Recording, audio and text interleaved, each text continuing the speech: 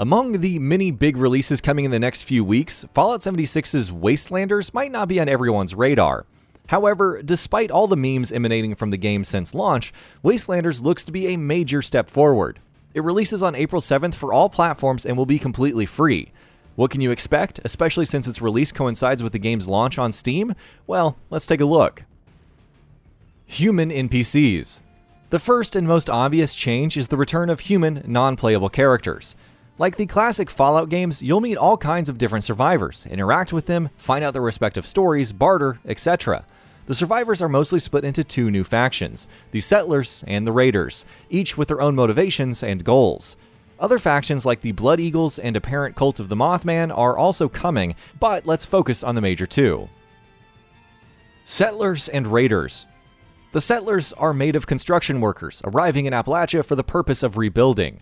Located in Spruce Knob is their base, Foundation, where they're led by Paige. On the other hand are the more violent Raiders, led by Meg. After hearing about people returning to Appalachia, they decided to defend their former turf. Located at the crashed space station in their base, Crater, meeting up with and possibly allying with the Raiders will apparently take some doing. Branching dialogue. Human, non-playable characters are only one side of the Fallout coin. Wastelanders will also see the return of extensive dialogue systems with branching choices. And the other good news is that the system will emulate Fallout 3, with all of your responses listed in full, as opposed to Fallout 4. Of course, your decisions having an impact on the overall plot is also a sorely missed feature. Instances. One major problem of NPCs with branching paths is how the game consolidates the online environment with your own personal choices. To that end, Wastelanders will have instances which only your character can be a part of. Any choices made will be personal to you and remain confined to your instance. Choices and consequences. The fact that there are two factions diametrically opposed in philosophy should have clued you in by now. You're gonna have to make some tough choices. Bethesda has insisted that these decisions won't be black or white, but more morally gray. Can you wipe out the opposing faction or make them your permanent enemy? Will there be choices not related to either faction that bring consequences to your character? Well, we'll have to wait and find out. Reputation system. As noted before, allying with either faction is possible, but it won't be easy. You'll need to take on work, completing daily quests to earn reputation for each. There are 7 reputation ranks, and as you rank up further, new items will be available on sale with each faction's merchant. It's also a given that increasing reputation will lead to story consequences, so keep that in mind if you plan on playing both sides. Ally camp items. If you help an ally enough, then you'll unlock some special items for your camp.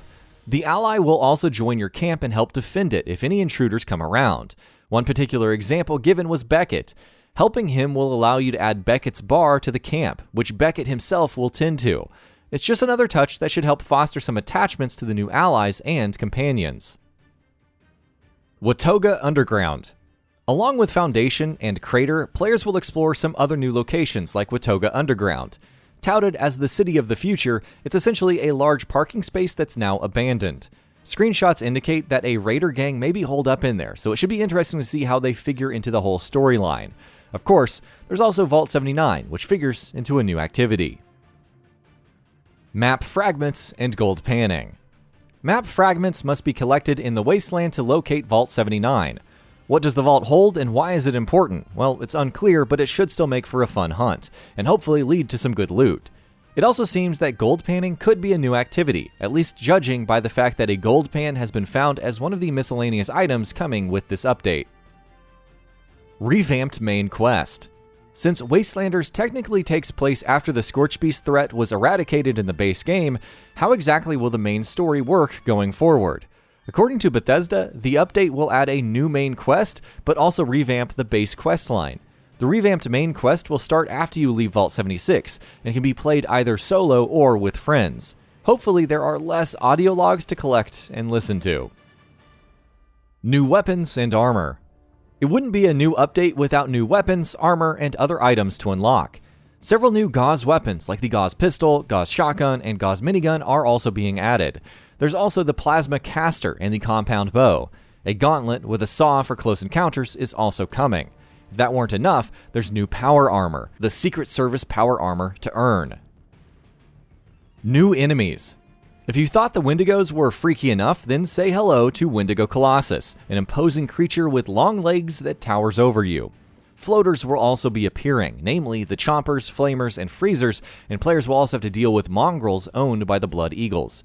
Expect other new foes to make life difficult in Appalachia, especially if the apparent cult of the Mothman turns out to be less than friendly. And that about does it for this video. If you enjoyed what you watched and want to see more from Gaming Bolt, you can always hit that subscribe button and turn on the bell icon next to it. That way you will never miss any of our videos.